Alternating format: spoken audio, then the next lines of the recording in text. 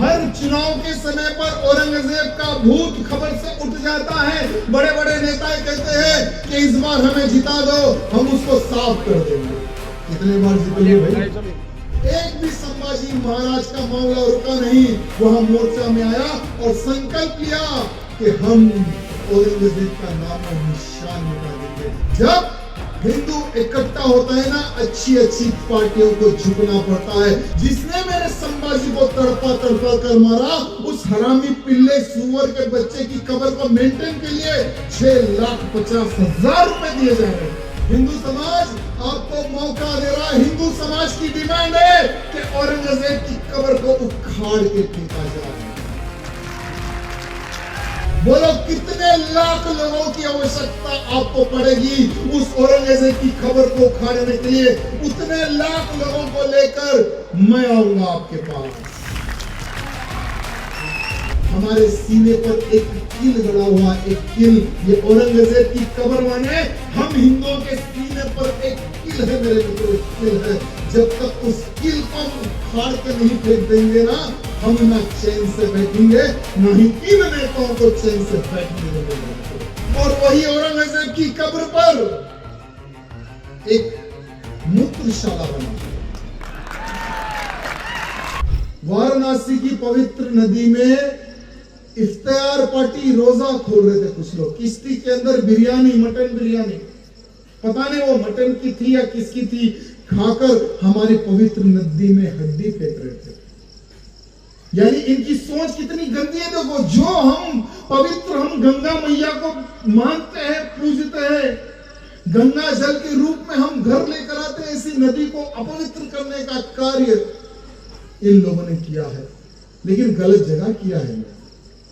वो गलत जगह है, वो राज्य बहुत खतरनाक है। वहां का मुख्यमंत्री किसके बाप को नहीं सुनता मेरे मित्रों, क्योंकि वो उत्तर प्रदेश राज्य है और उत्तर प्रदेश राज्य के मुख्यमंत्री हमारे योगी आदित्यनाथ जी बाबा है। मेरे जितने मुल्लों ने हमारी नदी को अपवित्र किया था, उनको कपड़े उतार के इतना मारा कि उनकी अम्मी याद आ गई मेरे मित्रों।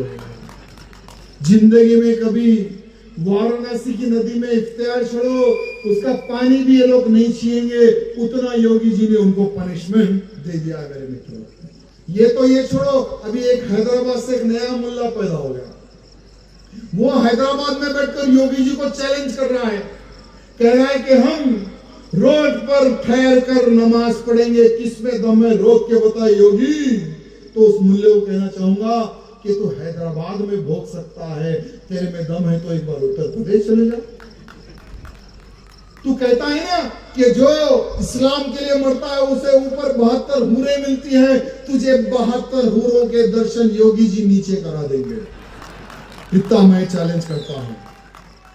मैं बहुत बहुत बधाई, बहुत बहुत धन्यवाद प्रकट करता हूं हमारे महाराष्ट्र के मुख्यमंत्री जी को, जिन्होंने हिंदुओं की भावनाओं को समझकर, जिस प्रकार से लव जिहाद हो रहा है, जिस प्रकार से धर्मांतर हो रहा है, उस सभी चीजों को देखकर एंटी कन्वर्शन बिल को उन्होंने पास किया है। इसकी ओर से सभी लोग ताली मारकर देवा भाई जी को बधाई देना, धन्यवाद कहना। लेकिन देवा भाऊ, कानून बनाने से धर्मांतरण नहीं रुकने वाला, कानून बनाने से लव जिहाद नहीं रुकने वाला। कानून बनने के बाद में एक एक जिला में, एक एक विधानसभा में, एक एक वार्ड में स्ट्रिक्टली इंप्लीमेंट हो रहा है या नहीं हो रहा है, इस पर आप एक मॉनिटर टीम बनाइए, एक मॉनिटर टीम बनाइए, एक टास्क फोर्स बनाइए। जिस जिला में हिंदुओं का धर्मांतरण हो, पहले तो उस कलेक्टर को सस्पेंड कीजिए, उस पुलिस अधिकारी को सस्पेंड कीजिए। तब एक कलेक्टर और एक पुलिस अधिकारी को सस्पेंड जब होंगे ना ये लोग, तो दूसरे लोग ऑटोमेटिक सुधर जाएंगे। जो भी धर्मांतरण कराने के लिए आएगा उसको उल्टा लटका के ये लोग खुद मारेंगे। क्योंकि हमारा जो सिस्टम है ना मेरे मित्रों, क्योंकि हमारे जो पुलिस के, हमारे जो अधिकारी भाई बंधु है, आजकल रमजान का पवित्र महीना चल रहा है, ऐसा ये लोग कहते हैं, मुझे पता नहीं। लेकिन इस रमजान में मुझे यह देखने को मिल रहा है कि बहुत सारे हमारे हिंदू नेता हैं ये ओट के भिखारी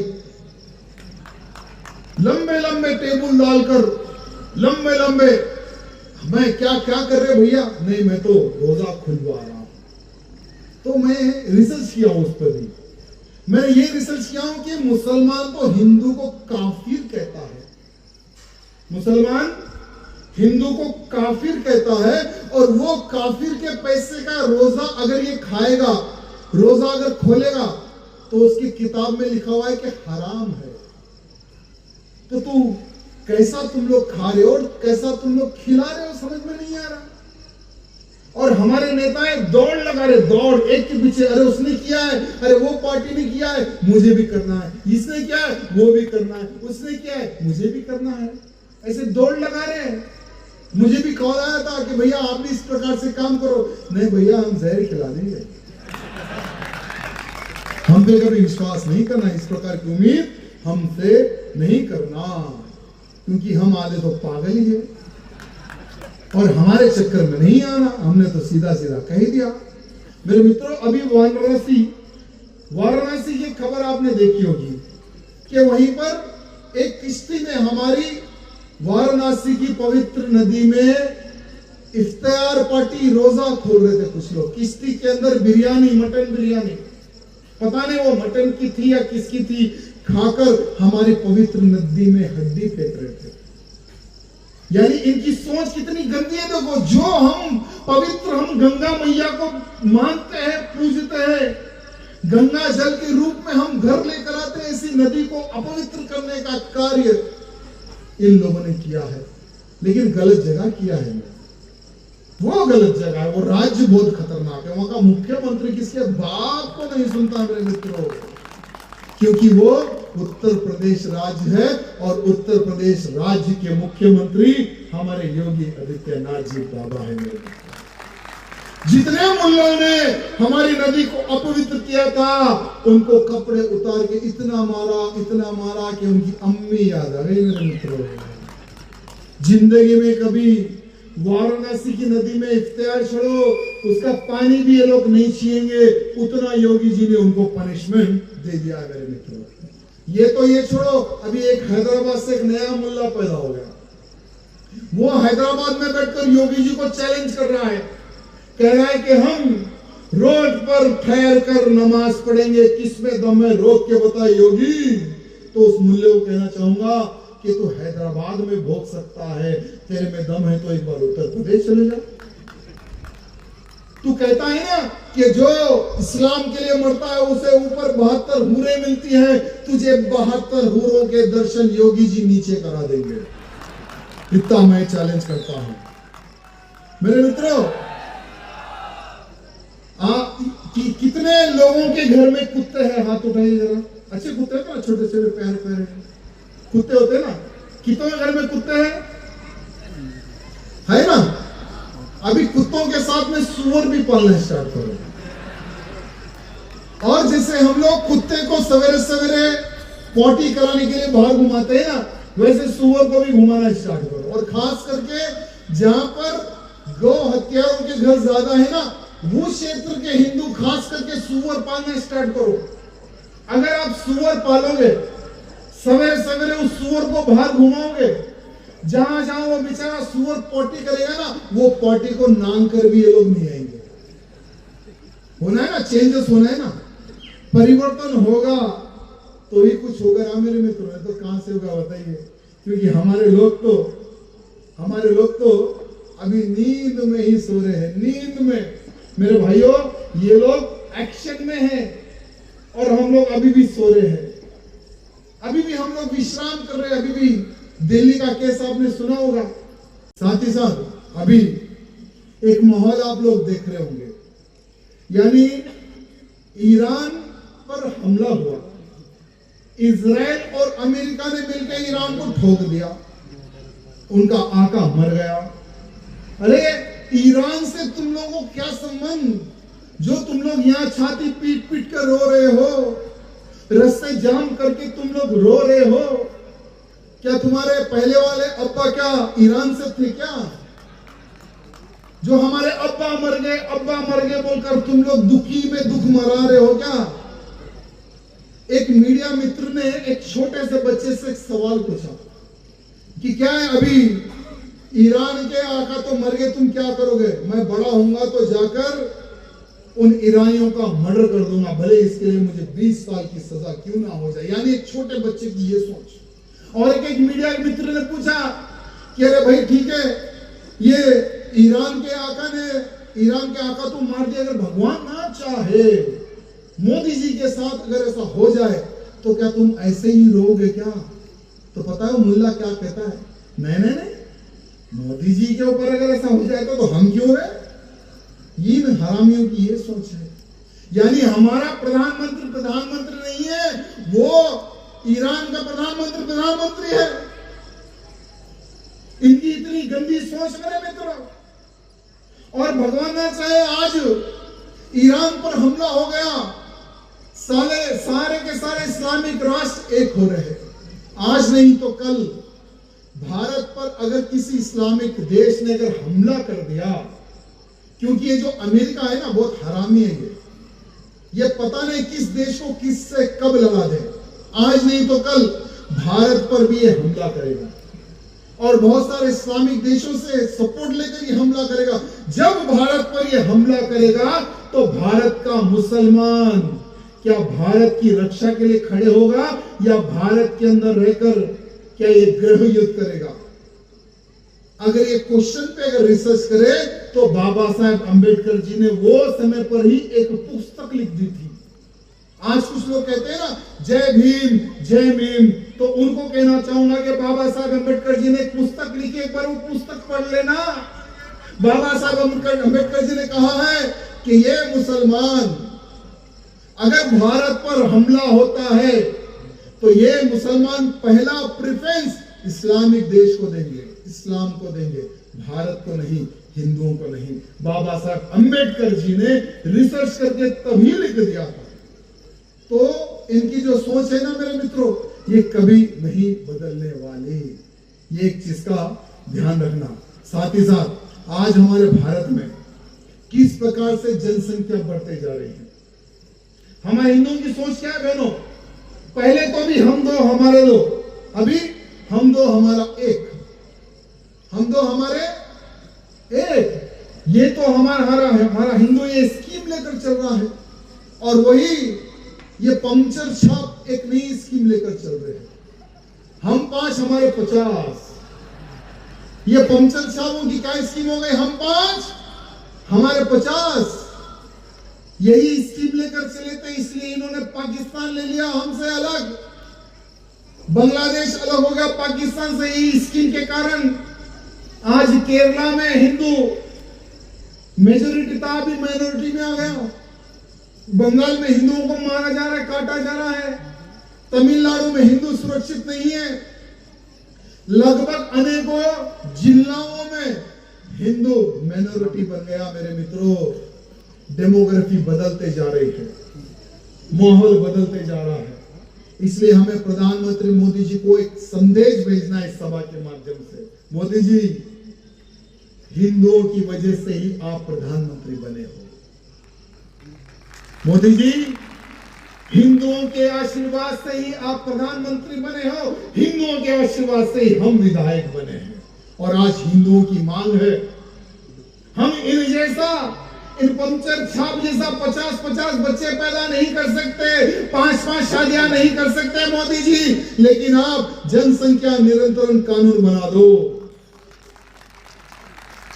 हम दो हमारे दो, तो इन पंक्चर छाप के भी 2 ही रहने चाहिए। अगर 2 से ज्यादा बच्चे इनके रहेंगे तो एक भी सरकारी स्कीमें इंप्लीमेंट इनको नहीं देनी चाहिए। ये स्कीम आप लागू कर दो। 2 से ज्यादा अगर बच्चे ये लोग पैदा करेंगे तो 1-1 लाख रुपए का फाइन भी लगा दो, तब ये लोग पैदा ही नहीं करेंगे।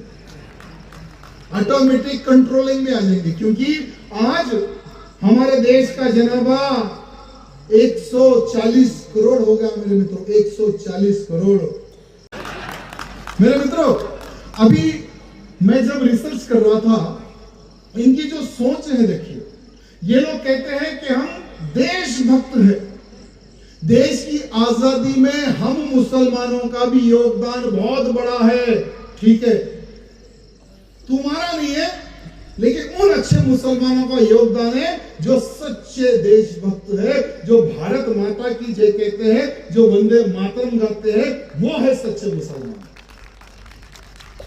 लेकिन ये कहां से मुसलमान है जो साले खाते भारत का और गाते पाकिस्तान का? यानी इनकी अम्मी इधर है और उनका अब्बा ये लोग पाकिस्तानी को बना देते हैं। अभी आपने लव जिहाद सुना है, थूक जिहाद सुना है, लैंड जिहाद सुना है, अभी सीसीटीवी जिहाद देखने को मिल रहा। अभी 6 दिन पहले उत्तर प्रदेश के गाजियाबाद में 6 आतंकी पकड़े गए, 6 आतंकी मुसलमान, उसमें एक भी हिंदू नहीं है, 6 के 6 आतंकी मुसलमान हैं। पुणे रेलवे स्टेशन पर इन्होंने कैमरा लगाया, सीसीटीवी। मुंबई के बहुत सारे क्षेत्रों में जहां पर पब्लिक का मूवमेंट होता है वहां पर इन लोगों ने सीसीटीवी लगाया है। दिल्ली रेलवे स्टेशन के पास में सीसीटीवी लगाया, लगभग जहां पर हमारी आर्मी के बड़े बड़े ऑफिसरों का मूवमेंट रहता है वहां पर इन्होंने सीसीटीवी लगाया। नेवी के ऑफिसर, नेवी का मूवमेंट जहां जहां होता है वहां पर इन्होंने सीसीटीवी लगाया। लगभग 75 क्षेत्रों में इन्होंने सीसीटीवी लगाया। लेकिन हमारी महाराष्ट्र की पुलिस तो पुलिस है। मुंबई में एक सीसीटीवी को देखा कि यह सीसीटीवी किसी दुकान का नहीं है, किसी मकान का नहीं है, किसी फैक्ट्री का नहीं है। यह सीसीटीवी किसने फिट किया? हमारे महाराष्ट्र की जाबाज पुलिस ने। उस सीसीटीवी जिसने लगाया उस हरामी कटमुल्ले को पकड़ा। जब उसको अच्छे से ठोका, महाराष्ट्र की पुलिस के सामने कोई मुंह बंद रख सकता है क्या? अम्मी अम्मी अम्मी सब बोल दिया, ए से लेकर जेड तक सब बोल दिया। यहां से लेकर उत्तर प्रदेश तक गाजियाबाद में 6 आतंकी पकड़े जाते हैं। सारा का सारा वीडियो फुटेज पाकिस्तान ये लोग भेज रहे हैं और ये लोग कहते हैं कि हम सच्चे देशभक्त हैं। कहां से सच्चे देशभक्त हैं बता दो।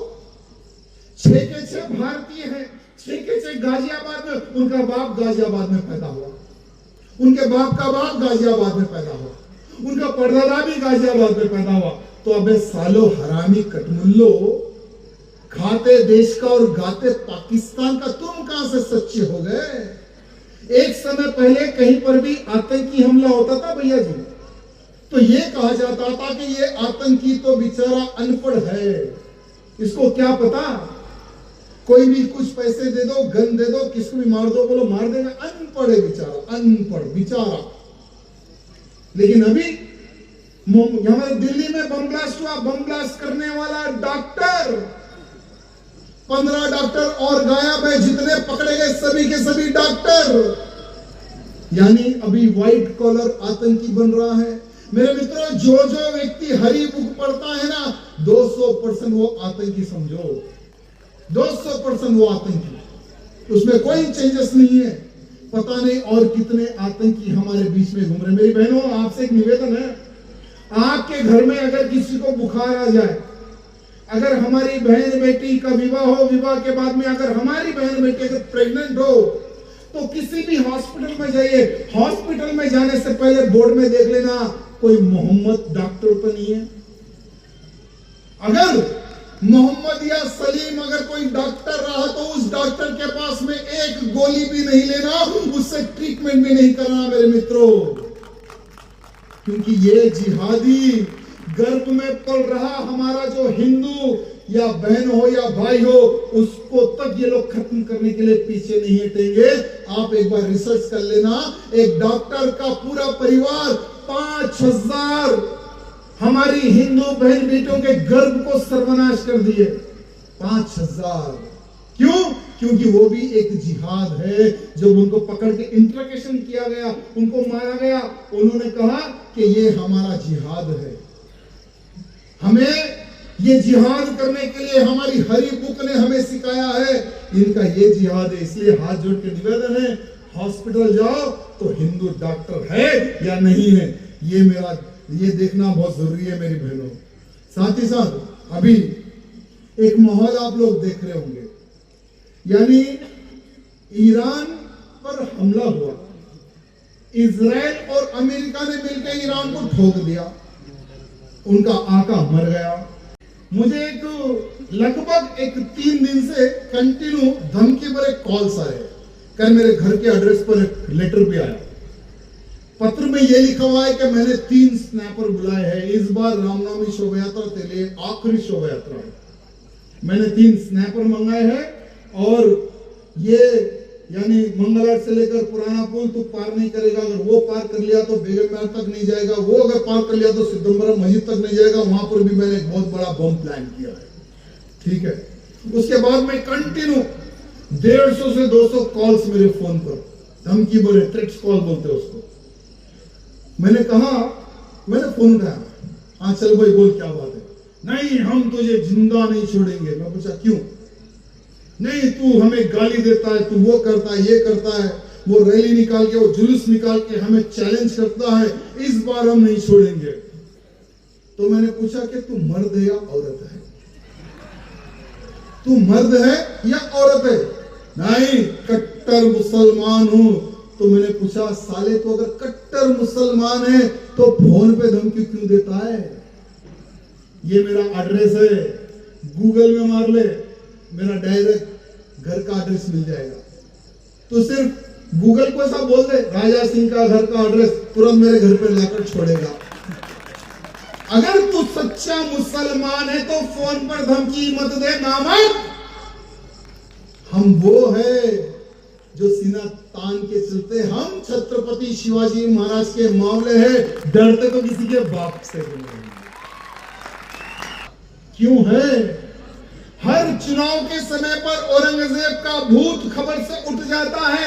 बड़े बड़े नेता कहते हैं कि इस बार हमें जिता दो, हम उसको साफ कर देंगे। कितने बार जीतोगे भाई? कितने बार जीतोगे? एक बार माहौल आया, सभी हिंदू खड़े हो गए। हमारी प्रियंका दीदी ने एक बार मुझे फोन किया, भैया आ जाइए संभाजी नगर, इस बार औरंगजेब का नामो निशान मिटा देंगे। सारा हिंदू एग्रेसिव है, लाखों हिंदू आ रहे, आप आ जाइए। हम तुरंत आ गए। इतना बड़ा मोर्चा निकला, इतना बड़ा मोर्चा निकला। उस मोर्चे में कईयों संभाजी महाराज के मामलों पर लाठी गिरी, लाठी खाए लेकिन रुके नहीं, पत्थर पड़े लेकिन रुके नहीं। एक भी संभाजी महाराज का मामला रुका नहीं। वहां मोर्चा में आया और संकल्प लिया कि हम औरंगजेब का नामो निशान मिटा देंगे। मेरे मित्रों, जब हिंदू इकट्ठा होता है ना, जब हिंदू इकट्ठा होता है ना, अच्छी अच्छी पार्टियों को झुकना पड़ता है। संभाजी नगर के हिंदुओं के सामने सरकार झुकी, संभाजी नगर के हिंदुओं के सामने सरकार झुकी। औरंगाबाद का नाम बदलकर संभाजी लगाया गया। धर्मवीर छत्रपति संभाजी महाराज का नाम लगाया गया मेरे मित्रों। लेकिन मैं समझता हूं एक राजनीतिक मूवमेंट था। अगर सचमुच में हमारे नेतागण औरंगजेब का नाम अगर मिटाना ही चाहते हैं तो पहले जो हर साल 6,50,000 रुपए एएसआई की ओर से वो मरे हुए मुर्दे साले औरंगजेब की कब्र को मेंटेन करने के लिए दिया जाता है, 6,50,000 रुपए माता है। किसके पैसे? वो आपके पैसे। किसके पैसे? वो आपके पैसे। किसके पैसे? वो हम सब के पैसे हैं। यानी जिसने मेरे संभाजी को तड़पा तड़पा कर मारा, उस हरामी पिल्ले सुअर के बच्चे की कब्र को मेंटेन के लिए 6,50,000 रुपए दिए जा रहे हैं। क्या हमें स्वीकार है? क्या हमें स्वीकार है? क्या अभी भी हमारे राजनेताओं को क्या समझ में नहीं आ रहा? अरे मेरे भाई, हिंदुत्व की बात करो, हिंदू तुम्हें राज करवाएगा। मैं हमारे देवा भाव से निवेदन करना चाहूंगा, देवा भाव, इतिहास लिखने का समय, यानी इतिहास लिखने का अवसर बहुत कम लोगों को मिलता है मेरे मित्रों। इतिहास लिखने का अवसर बहुत ही कम लोगों को मिलता है। देवा भाव, हिंदू समाज आपको अवसर दे रहा है, हिंदू समाज आपको मौका दे रहा है। हिंदू समाज की डिमांड है कि औरंगजेब की कब्र को उखाड़ के फेंका जाए। किससे डर है? किससे डर है? मैं पूछना चाहता हूं देवा भाव, किससे डर है? बोलो कितने लाख लोगों की आवश्यकता आपको पड़ेगी उस औरंगजेब की खबर को उखाड़ने के लिए? उतने लाख लोगों को लेकर मैं आऊंगा आपके पास। हम खड़े रहेंगे, बस बुलडोजर लेकर आ जाना। जो भी सामने आएगा औरंगजेब की नाजायज औलादों का खात्मा करेगा ये हिंदू समाज। हमें स्वीकार नहीं है। आज भी हमारे सीने पर एक किल गड़ा हुआ, एक किल, ये औरंगजेब की कब्र माने हम हिंदुओं के सीने पर एक किल है मेरे मित्रों, एक किल है। जब तक उस किल को उखाड़ के नहीं फेंक देंगे ना, हम ना चैन से बैठेंगे, ना ही इन नेताओं को चैन से बैठने देंगे मेरे मित्रों। मेरे मित्रों, हमें स्वीकार नहीं है हमारा धन औरंगजेब की कब्र को लोगे। देवा भाव, उस औरंगजेब की खबर को उखाड़ो। हिंदू जो है ना, तुम्हें मरते दम तक जिताते रहेगा, मरते दम तक तुम्हें जिताते रहेगा। और वही औरंगजेब की कब्र पर एक मूत्रशाला बना दो। वही औरंगजेब की कब्र को तोड़कर वहां पर मूत्रशाला बना दो, क्योंकि वो व्यक्ति उसी लायक है, क्योंकि उसने मेरे संभाजी को मारा। मेरी बहनों, मेरे संभाजी को मारा, और मेरे संभाजी को मारने वाले की कब्र हम स्वीकार नहीं करेंगे हमारे महाराष्ट्र की पवित्र धरती पर। कुछ लोग कह रहे हैं, कुछ नेता पता है क्या कहते हैं? नेता नहीं है, वो भगवान है। कुछ भगवान कहने लगे कि औरंगजेब की कब्र को उखाड़ने की बात क्यों करते हो, रहने दो ना, उससे क्या तकलीफ है? तकलीफ है, हमें तकलीफ है। जब जब हम संभाजी नगर में आते हैं तब तक हमें चुभता है वो औरंगजेब की कब्र, तकलीफ है। हम नहीं छोड़ेंगे जब तक वो कब्र का नाम और निशान ना मिट जाए, हम नहीं छोड़ेंगे। मेरे मित्रों, मेरी बहनों, सावधान रहना। ये औरंगजेब के पिल्ले खास करके भारत देश को इस्लामिक राष्ट्र बनाने का एक बहुत बड़ा प्लान लेकर आगे बढ़े हैं, बहुत बड़ा प्लान।